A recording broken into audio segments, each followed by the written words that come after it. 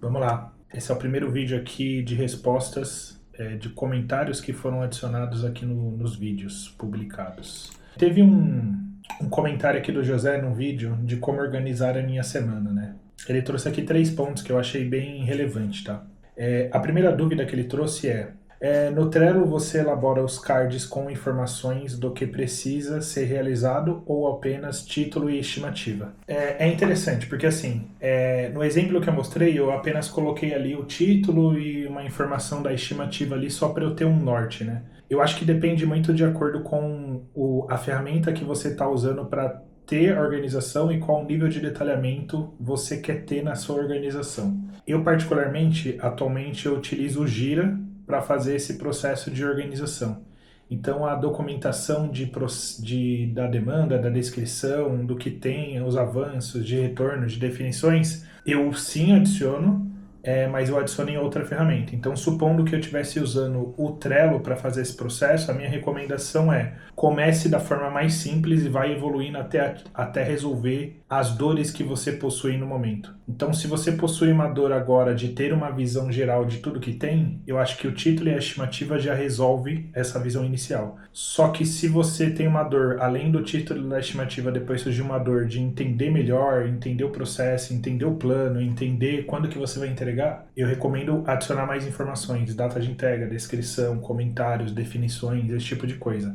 Anexar um documento, talvez. O objetivo é que você evolua uma base para ela atender a sua dor do momento e não necessariamente a dor que você está tendo do processo de planejamento, de clareza, é a mesma dor que eu tenho. A minha dor pode ser um pouco muito mais complexa e a sua dor pode ser mais simples. Então, a minha sugestão comece com o básico, que é isso que eu recomendei, e vai evoluindo de acordo com a sua necessidade, tá? Mas também evite fazer trabalho duplicado. Então, eu tenho o Trello para me organizar pessoalmente, mas aí a empresa usa o Gira. Eu vou documentar duplicadamente nos 2 lugares? Não faz muito sentido. Então tente deixar esse processo um pouco mais sustentável. Não precisa reduplicar, redocumentar, esse tipo de coisa, que senão você vai ter muito mais trabalho e vai ficar muito mais difícil de sustentar essa organização, tá? O ponto 2 quando algum card foi estimado errado, você recomenda por fazer hora extra no dia ou reorganizar todo o restante da semana para encaixar o card que faltou? Basicamente quando minha demanda dá errado, eu faço hora extra para eu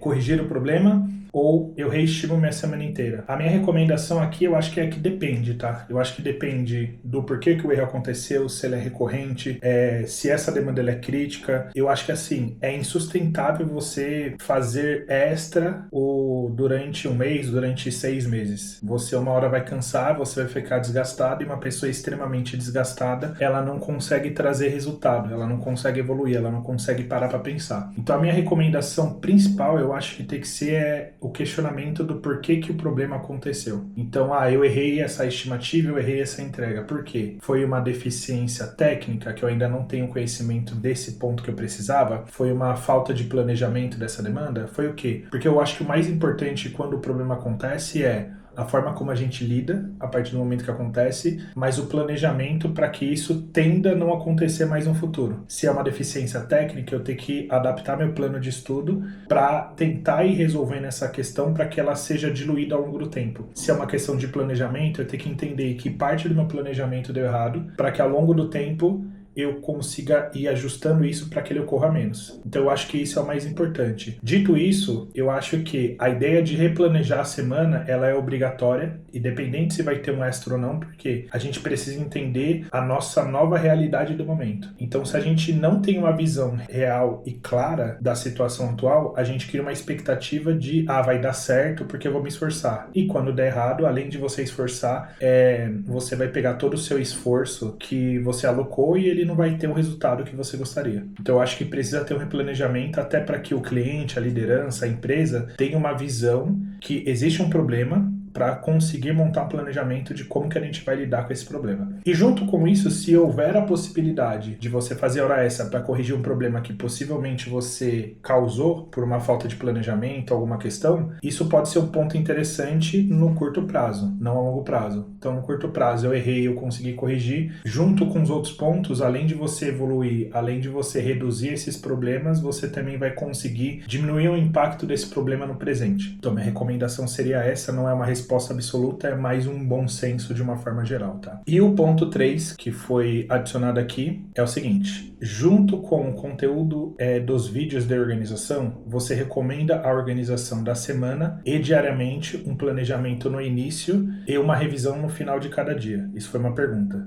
Sim, eu acho que a ideia principal aqui é você ter clareza e um planejamento que vai te trazer uma alta probabilidade de você ter sucesso. Então, qual que é a ideia? Esse processo ele não é obrigatório, ele é simplesmente um trilho para que você possa ter um direcionamento e você possa ter um passo a passo que vai trazer uma probabilidade de você acertar mais e errar menos. E quando você errar, você identificar mais cedo. Então, normalmente, o que é feito?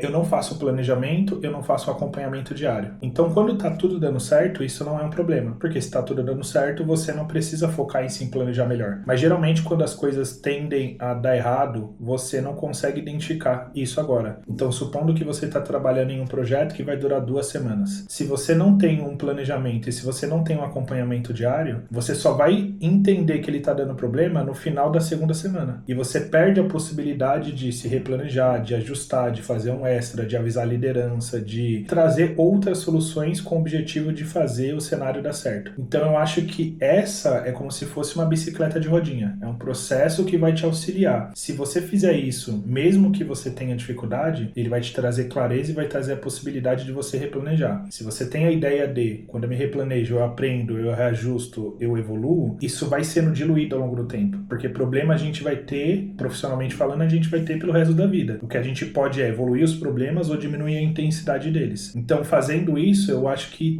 a gente tende a diminuir nessa intensidade, tende a diminuir a recorrência desse tipo de problema. Vai trazendo clareza, vai trazendo mais segurança nesse processo. Então, a minha recomendação é, se esse processo for feito, dificilmente você vai ter problemas que se tornam grandes monstros, que se tornam extremamente gigantes. Você consegue lidar com a situação de uma forma mais planejada e menor. Então é isso. Essa daqui é a minha resposta aqui. Eu achei as perguntas relevantes. Eu acho que é um tema relevante aqui para a gente trazer. Agradeço aí, José, pelo seu comentário e tá aí as suas respostas. Até mais.